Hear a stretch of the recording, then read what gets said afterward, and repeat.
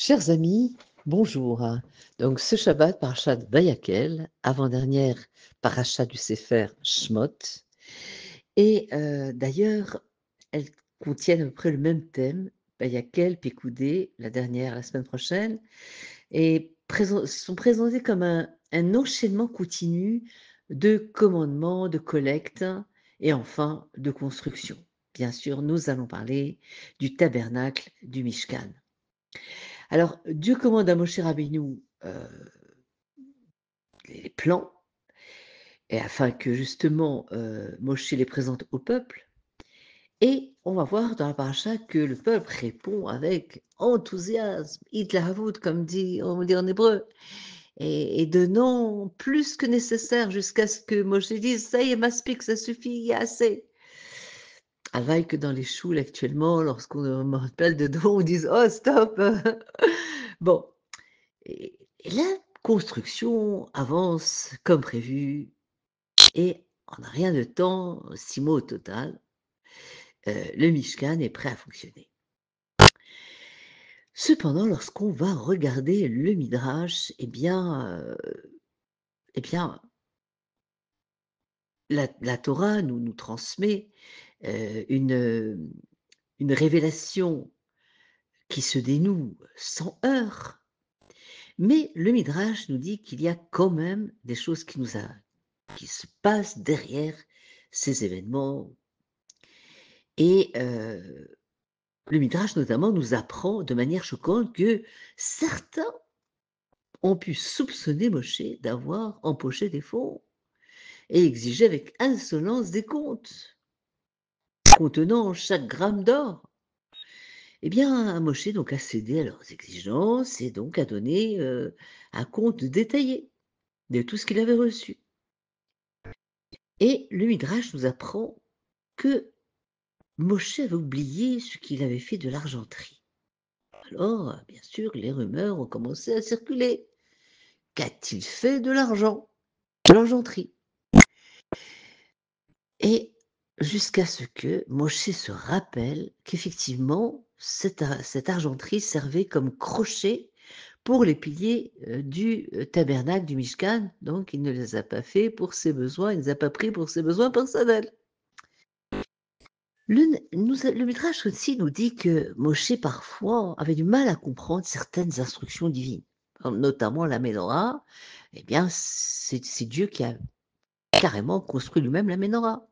Machatzit Shekel, Hachem a montré à Moshe le Machatzit Shekel tel qu'il voulait qu'on lui donne. Donc,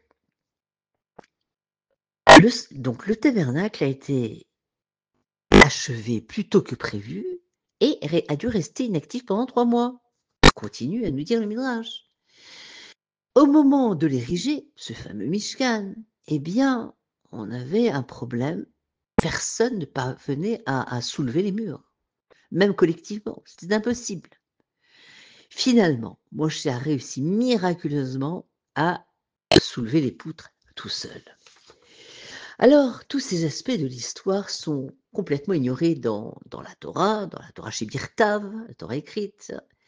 Et tout cela est présenté, bien sûr, de façon bah, pure, idéale. Tout se passe sans heurts, pas de pépins, pas d'accusation, pas de problème. Un parcours plutôt fluide. Alors, comment concilier les traditions de la Torah chez Birtav et de la Torah chez Béalpé, du récit oral? Donc, si les traditions midrashiques présentent les faits, pourquoi ces détails sont-ils ignorés dans la Torah écrite? Est-ce que la Torah tente-t-elle d'occulter des vérités dérangeantes? Alors, ou nous enseigne-t-elle à réprimer des faits dérangeants? À ignorer la véritable histoire, à faire croire que tout est parfait, alors qu'en réalité, ce n'est pas le cas? Et si oui, pourquoi les rabbins du Midrash ont vendu la mèche? Alors, nous allons voir que ce n'est pas le seul cas. Si l'on voit au début de la création, au cours des 6 jours, lorsque Dieu a créé le monde, eh bien, le Talmud et les Midrash nous apprennent différentes explications, nous donnent différentes explications. Pour commencer déjà, il y avait une marloquette, comme on dit en hébreu, une discussion, entre la tribu de vérité qui s'opposait à la création, que Dieu a dû rejeter la vérité pour créer notre univers. Les sages rapportent également que Dieu a tenté de créer le monde avec le dîn, mais a été contraint de se rétracter face à la miséricorde. Et parce que le monde ne pouvait pas tenir seulement sur le dîn, le jugement, la sévérité, il fallait donc la rahmanout, la miséricorde. Et donc, déjà, première discussion. Ensuite, il a créé la lumière le premier jour, en espérant qu'elle servirait à toute la création. Mais elle était trop grande, trop importante. Et il la jugea inutile, de trop grande propension à la lumière. Et il a dû l'arranger comme récompense pour ceux qui sont vraiment méritants, ce qu'on appelle le organos. Ensuite, le deuxième jour, il a construit le ciel, donc il s'est séparé les eaux supérieures des eaux inférieures. Et, bien sûr, selon le Midrash, les eaux inférieures se révoltèrent et pleurent encore jusqu'à aujourd'hui de leur rejet de cette séparation. Le troisième jour, Dieu a conçu des arbres avec des branches comestibles. À l'époque, les branches et les fruits, eh bien, étaient comestibles. Et les arbres ont désobéi et n'ont produit que des fruits comestibles. Voyons le quatrième jour. Eh bien, la marloquette entre le soleil et la lune.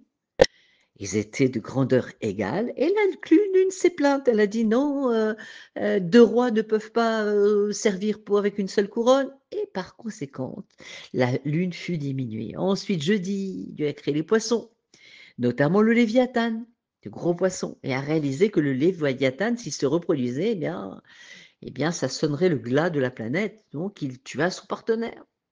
Le vendredi, vous vous souvenez, qu'est-ce qui s'est passé? Création de l'homme. Les gens se sont plaints, c'est une erreur fatale. Et en effet, peu de temps après la création d'Adam et de Chava, ils ont désobéi.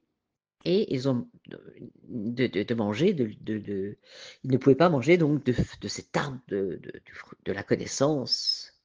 Alors, finalement, pas un seul jour ne se passe sans une crise, sans des pépins, des problèmes. Et ce n'est absolument pas explicité dans le texte biblique. Alors comment est-ce qu'on peut comprendre? Et plus encore, à la fin de la création, eh bien, Dieu dit Vayar Elohim et kol asher asa veine tov meod vayerev vayeboker yom hashishi. Et Dieu a vu que tout ce qu'il avait fait, c'était très bien, très bon. Très bien, vraiment, mais chaque jour apporte son lot de maux de tête, de crises, des disputes, de pleurs. Qu'est-ce qui le rend si bien? Alors, la réponse est une leçon de vie cruciale et profonde pour nous-mêmes. Elle saisit justement une perspective qui est fondamentale dans le judaïsme. Dans chacun de ces deux événements, création de l'univers, construction du temple, s'est produit un événement assez bouleversant, puisque l'infini va fusionner avec le fini, l'impossible devient possible, l'homme va rencontrer Akadosh Baruch Hu, Dieu rencontre l'homme. Et justement, c'est tout cela, la construction du Mishkan. Et donc, les aléas de la route, finalement, ne constituent pas l'histoire. Non pas parce qu'ils ne se sont pas produits, mais parce qu'ils ne sont pas ce qui s'est réellement passé. Ils ne doivent pas et ne peuvent obscurcir, ni même atténuer la beauté des événements que l'on pourrait vivre. La Torah nous enseigne exactement comment vivre. Erliriot. La vie est dure. Les choses vraiment importantes le sont encore plus. Élever, soutenir une famille demande force et courage. Construire un mariage solide, souvent un défi, une difficulté. Développer une relation avec Dieu peut être frustrant, solitaire. Beaucoup de choses ne se dérouleront pas comme nous l'espérions. Nous sommes confrontés à l'adversité, au deuil, à la perte. Il est inévitablement des moments de douleur, de chagrin, des disputes, des querelles, enfin bref, des moments de colère, des revers. Affronter parfois la dépression, la maladie, le stress financier, etc. Eh bien, nous avons le choix de ne pas faire de tout cela l'histoire de notre vie. Certes, élever des enfants est un défi, surtout à notre époque. Mais contempler le regard aimant et confiant de son enfant, c'est le miracle de l'existence, et non les difficultés qui nous y conduisent. Créer un lien profond avec son conjoint, dans un moment de véritable amitié, d'amour, de respect, eh bien, c'est ça le véritable amour qui se manifeste dans notre vie. Une mauvaise journée de travail, des heures de frustration à gérer son entreprise, tout cela s'évanouit devant la puissance de quelque chose de bien plus grand, de bien plus réel, qui est l'épanouissement de notre être, de notre capacité à aider autrui, de faire la tzedaka, de faire part de notre expérience de vie. Eh bien, nous devons examiner nos vies et nous demander quelle est la véritable histoire qui se déroule ici. Ma vie est-elle faite que d'épreuves, de luttes, ou est-ce qu'elle participe à quelque chose d'incroyable? C'est-à-dire construire une demeure pour Akadosh Baruch Hu. On n'a plus le temple, on n'a plus le Mishkan, ce tabernacle, mais on peut construire un fragment de paradis sur la planète Terre. Je construis une famille juive, un mariage plein d'amour, j'aide les autres, j'ai le privilège d'étudier la Torah, de le transmettre, accomplir une mitzvah, inspirer les autres à illuminer le monde, comme disait le rabbi. Telle est notre histoire, telle est notre vie. Les autres parties sont bien sûr vraies, méritent d'être reconnues comme telles, tout comme le Midrash reconnaît l'autre facette de l'histoire avec la création, le Mishkan. Mais je dois, et nous devons relever chaque défi, tenter de le relever, mais on ne peut pas laisser cela devenir l'histoire. Alors quand je me réveille le matin, je sais qu'on a 50 choses à faire aujourd'hui. La plupart du temps, bah, c'est pas amusant. On doit faire, qu'est-ce qu'on doit faire? D'abord, on doit dire Modéani, on est vivant, on remercie Akadosh Baruch Hu de nous avoir donné notre âme. Et ça, c'est formidable. Je peux faire encore de cette journée quelque chose d'incroyable. Parler avec Dieu face à face, étudier la Torah, prier, partager mon cœur et mon amour avec un autre être humain, faire la tzedaka. Je peux accueillir quelqu'un qui est touché dans sa vie, qui est blessé. Et c'est vrai qu'on a les factures à payer, les maux de tête, réparer le garage, aller voir le directeur d'école pour son enfant, aller chez le dentiste, on doit rembourser le prêt, etc., etc. Mais ne pas laisser devenir cela l'histoire de notre vie.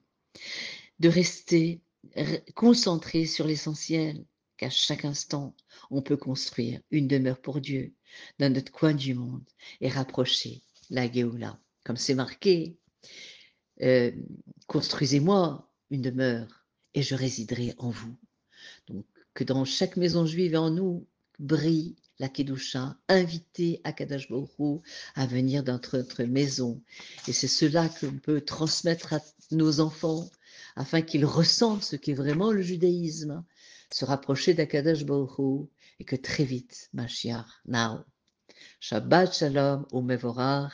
Je voulais dédier je vais dire au début, ce Dvar Torah à mon cher père, Nessim Ben Yecheskiel, que son souvenir soit une source de bénédiction.